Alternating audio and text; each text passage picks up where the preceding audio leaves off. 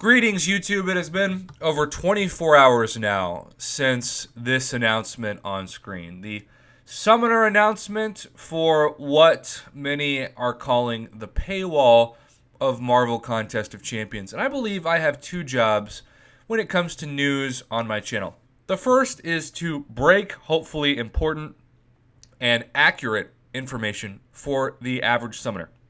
Because I've learned throughout the years that the average summoner's like me. You've got so many things going on behind the scenes, away from this mobile game in your quote-unquote real life.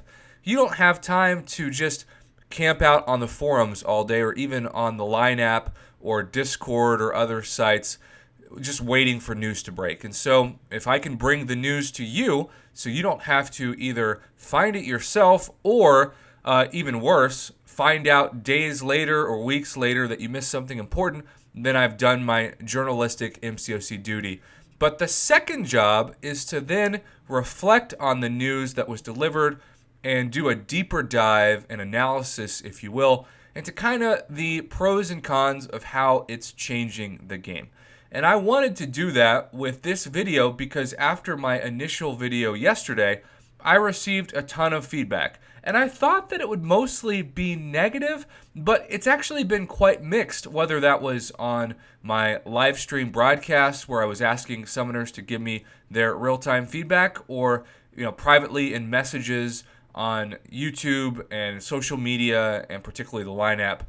And so what I've done is I have made a list, a compiled list of feedback, both the pros and the cons of this historic change to Marvel Contest of Champions. And I don't know what side of the pro-con list you watching this fall under, but hopefully I'll give you some different perspectives and some things to kind of think about, some things to marinate on, if you will, with this announcement. Because I have heard from some people who just recently started playing the game, and I laughed. I verbally laughed at the idea that I would pay $10 a month for a experience boost because so many people are at level 60, and Kabam has given us no indication whatsoever that they're going to expand that anytime soon. And so experience boosts literally are worthless to so many in the community. But for the people that maybe don't get to play the game very much and only do some event quests a month and maybe some side quests, but even that is not very much. Like, I hear from some people that mostly what they do is Alliance Quest and Alliance War, and that's it, which I really can't identify with because for so long I felt like I was the exact opposite kind of player because I spent most of my soul grinding away in the arena. But for those players, I have heard from a couple, we're talking like 2 or 3, who are like, Prof, I actually appreciate the 20% experience boost because I don't have time to get in all the fights I can, and I'm still at stuck at level 53, for example. And I would appreciate that. That's relevant to me. And I don't mind paying $10 a month for that because I'm already spending at least that on offers. So I hear that and I think that's fair. I can't relate to it because I've been level 60 for years now. But for those summoners who are in that position, I should be objective and talk about that perspective. And that unintentionally rhymed on time. The Golden Circle quest is what I anticipated quite a few people would be excited about, and they are. Now, this comes with the backlash that they feel as though this should have been offered in the game on Sunday arenas, what the Sunday arena should have evolved to, since we're still grinding for 4-star shards at this point. And that's a fair perspective as well. But the point is for you, of course, to pay your money for this. And there are just a lot of people out there who do believe, and I understand why, that the arena is the most mind-numbing aspect that they just can't do. It's like asking somebody to get a root canal every day in Marvel Contest of Champions. So they'd rather spend $10 because here's what I try to tell people. And I don't think that this point is emphasized enough sometimes on my videos, so let me make it here. If you are free to play and you are an adult, not like a high school kid or even like a college student, if you're an adult who doesn't spend any money on the game, but you spend 7 to 8 hours a day playing it, or even 5 to 6 hours, and you've got a college degree or you've got skills, your time may be more valuable than your money.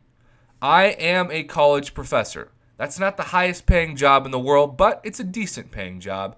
And I value my time at least 15 to maybe hopefully $20 an hour. And so if it takes me 5 hours to grind in the arena for 2,000 5-star shards, for example, that is at least $60 to $100 worth of my time.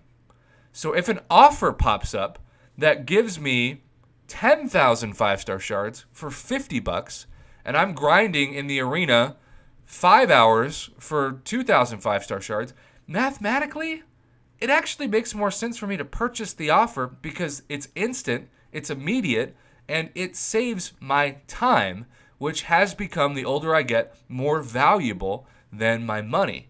This is also why I pride myself on consulting for thousands of messages on MCOC in the lineup for free every week, because I am volunteering my time to the community in a way that hopefully separates my channel. I want my channel to be about heart more than about skill for obvious reasons.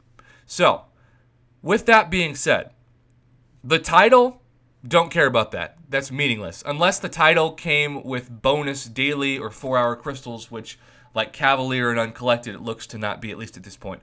The Black ISO market, we're going to talk about in a second.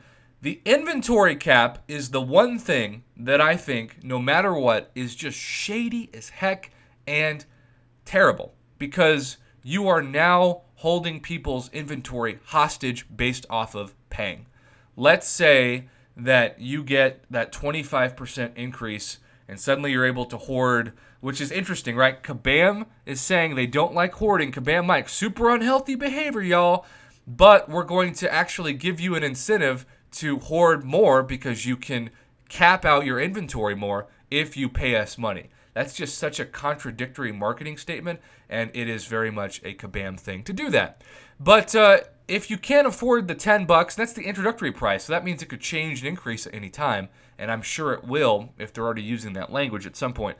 But if you have to save certain things for certain champions, you're basically, and it's kind of genius marketing for them, but it really sucks for the player, you're holding your inventory hostage if you can't pay that monthly fee, because then you're going back to the inventory caps before, and you're losing the Tier 4 class Catalyst ability to hoard. This might be especially important for even things like Tier 5 Basic, which I forget, or Tier 2 Alpha certainly, often go into Summoner's Overflow. And I get messages all the time of like, Prof, I have like 2 Tier 2 Alpha that are expiring. Which one of these 5-star champions is worth taking up to rank 4? Because I just don't want to lose it, and that sucks. But it happens more often than you'd think. Okay, we've covered the experience points boost, we've covered the Golden Circle. And the 125,000 gold for Cavalier, that is significant for those of you who just don't want to do the arena. I get that. The solo event, I think, is going to be fascinating. I'm going to wait to make a judge on this until we actually see the difficulty and kind of the overall scale of what the rewards will look like in this sense. But I'm a fan of 1,000 5-star Hero Crystal Shards, for the test of the Cavalier. I think that's a nice bonus in 75 units, assuming it doesn't take a bunch of units to actually revive your champions and complete the content. I'm a fan. I'm also always a fan of energy refills. It's kind of weird that there's only one, but there you go. All right, the Black ISO market is kind of what would make me do this the most. Not the inventory caps or, of course, the gold. I'm Scrooge McDuck. I've got over 90 million gold already. But I'm very fascinated, as I said in the video, about being able to purchase a 5-star feature crystal for 11,000 5-star shards, and then getting to convert 2,000 4-star shards to 1,000 5-star Hero Crystal shards. That's important to me because I always get so many 4-star shards, and also that allows me to open up more 5-star crystals, which then I can have more summoners have the opportunity to control in live streams. That gives me a better chance to interact with my subscriber base and make my live streams more interactive and fun. And that's just part of why I love doing this channel, is to make my broadcasts more fun and to have more crystals to open, right? That's why we play this game, mostly. So I want to say this to end this video, because I know I am quite critical at times of Kabam. And I think I have a right to be, and most of the time it's because their marketing is doing a terrible job of promoting a trash offer that's way too overpriced and, quite frankly, is anti-player in terms of what you're getting of actual value. But I have to acknowledge this. I still, after almost 4 years, which is about twice as long as my longest lasting romantic relationship, which maybe that's more of an indictment on my relationship history than this game, but I digress. They still make a beautiful game that I love to play every day, and I don't want this game to go away. Part of me thinks the reason why this thing is suddenly hitting the news is because Kabam might not be doing so hot with money. And there's going to be some people who are like, yes, good riddance. And I get that. But at the same time, if you enjoy playing this game, if everybody went free to play, if everybody just did the boycott and never came back, then the game just wouldn't exist. And you have to ask yourself, would you rather, especially you free-to-play players out there that have paid nothing for the opportunity to play this amazing game, would you rather complain every day because of shady offers in a game you still love to play? Or would you rather say, yes, we defeated Kabam, Marvel Contest of Champions is gone? Because that's kind of what we're talking about. And for me, I almost look at this as a Patreon thing. Even if I don't get my $10 worth a month that I would get, because now we have, of course, monthly cards and even that $5 unit bonus package, which I think is an amazing opportunity that just keeps refreshing every time it expires, or even sometimes before it expires, it still gives you the opportunity to resubscribe. I owe a lot to this game, and I owe the most to this community. I have met so many amazing, generous, hilarious, awesome people from around the globe because of this game. Long before I had a YouTube channel, I made great friends. And as a YouTube channel, before my Marvel Contest of Champions YouTube channel, I had like 100 subscribers, maybe a couple thousand views. In multiple years of casually uploading videos about Oreos and pizza reviews, and if you don't believe me, those do still exist on my channel, Lord help us all. I was just the average YouTuber who never made a penny off of YouTube and never was going to make a penny, and I was fine with that. When I started making Marvel videos, I never thought I'd make money, but I wanted to just see what would happen. And it took off like wildfire. And in only about 2 years now, because August of 2017 is kind of when I started full time, I'm now at 36,000 subs and like 16 million views as of today. 16 million, go team. That will never, I'll never be able to comprehend that. That just seems impossible. But I just want to keep this going to help you all the best I can.